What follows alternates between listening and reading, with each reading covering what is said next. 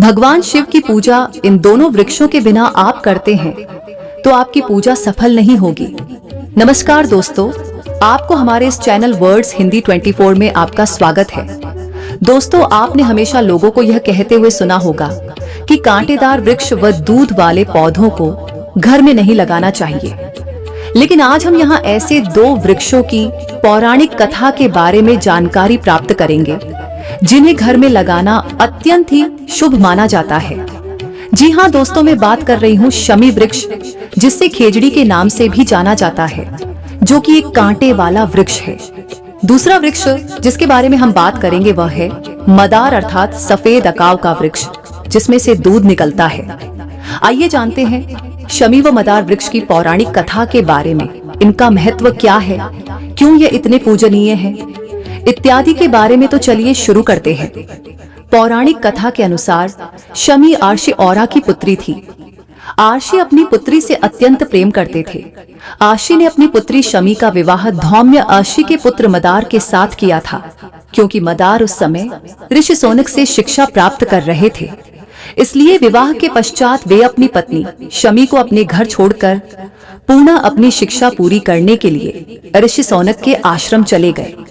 जब मदार युवावस्था में पहुंचे तब वे अपनी पत्नी शमी को लेकर ऋषि सौनिक का आशीर्वाद प्राप्त करने के लिए आश्रम की ओर निकल पड़े। रास्ते में विघ्नहर्ता गणेश जी के अनन्य भक्त ऋषि भृसंदी का आश्रम में पड़ता था।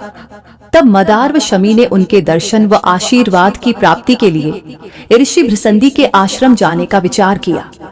ऋषि भृसंदी जी ने गणेश जी को प्रसन्न कर उन्हीं के जैसे गजमुख होने का आशीर्वाद प्राप्त किया था, जिसके कारण उनका मुख गणेश जी के समान ही था। मदार को ऋषि के गजमुख होने का ज्ञान नहीं था। जब मदार व शमी ऋषि भृसंदी के आश्रम पहुंचे तो उन्हें उनके गजमुख को देखकर हंसी आ गई और वे आर्षि का उपहास करने लगे। तब आर्षि भृसंदी ने उन्हें श्राप दे दिया कि तुम दोनों वृक्ष बन जाओ और ऐसे वृक्ष बनो जिसे कोई पशु पक्षी भी न खाए और ना ही उसके पास आए।